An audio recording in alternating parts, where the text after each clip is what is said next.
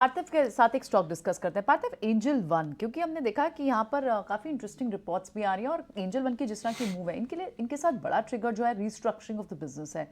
एक रिपोर्ट के जो कंक्लूड्स निकल कर आया वो ये कि डिजिटल ब्रोकिंग जो उनका कोर बिजनेस है वहाँ तो अच्छे नंबर्स रिपोर्ट कर ही रही है company.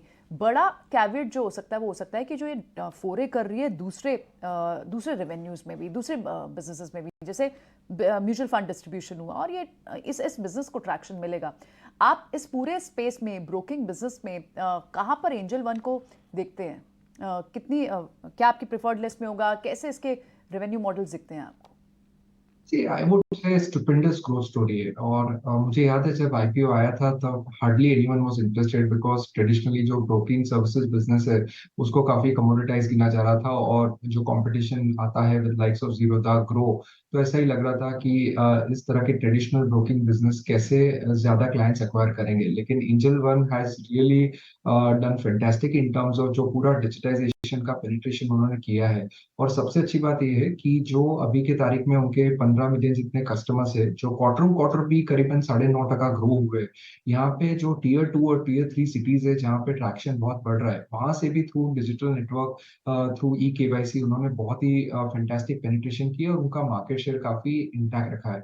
Not only that, I think जो सुपर ऐप की बात हो रही है उसके वजह से मुझे लग रहा है कि जो एक्टिव यूजर्स है, because having customers is one thing लेकिन कितने कस्टमर्स एक्टिव रहते हैं वो बहुत इंपॉर्टेंट है। तो उनके जो एक्टिव कस्टमर मेट्रिक्स है I think they are very very strong.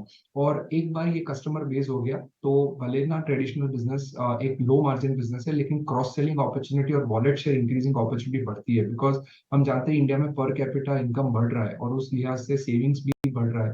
तो जब कस्टमर एक्विजिशन ऑलरेडी हो और आपके पास एक प्लेटफॉर्म हो जहाँ पे आप अलग अलग एसेट क्लास में इन्वेस्ट कर सके, whether it is gold, whether it is ETF, mutual funds, तो एंजल वन जैसी कंपनी को डेफिनेटली आगे जाते बहुत फायदा होगा। Free cash flow generating business है, वैल्यूएशंस के लिहाज से 14 टाइम्स 15 टाइम्स पे। तो I think long way to go for companies like Angel One to create more wealth from you.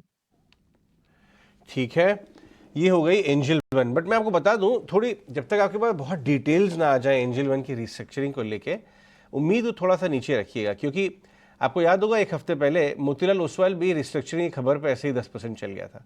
मालूम चला कि वो सेबी ने कुछ बदलाव लाए हैं, किस तरह की कंपनी के अंदर, ब्रोकिंग कंपनीज के लिए किस तरह स्ट्रक्चर होना चाहिए, तो उसके लिए मैंडेटरी रिस्ट्रक्चरिंग, जो रिस्ट्रक्चरिंग बाजार को जिसकी आदत है कि कोई बड़ा हाइव ऑफ करके स्टेक सेल वगैरह है, ये वो रिस्ट्रक्चरिंग उस तरह की रिस्ट्रक्चरिंग है नहीं, जरा एक बार देख लीजिए।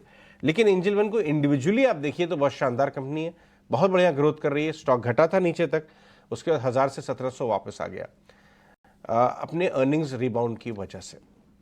रिबाउंड की बात करें तो कल एक स्टॉक हमने आपको प्री मार्केट में बताया था, फिर आपने 9 बजे उसमें ब्लॉक होता देखा, जो वो भी हमने आपको एक हफ्ते पहले शरद ने बताया था, और वो है आइनॉक्स विंड। इंटरेस्टिंग बात ये है कि हमने सिर्फ ये नहीं बताया था आपको ब्लॉक हुआ है, हमने आपको ये खास बात बताई थी कि 500 करोड़ का ब्लॉक जीरो डिस्काउंट पे हुआ है।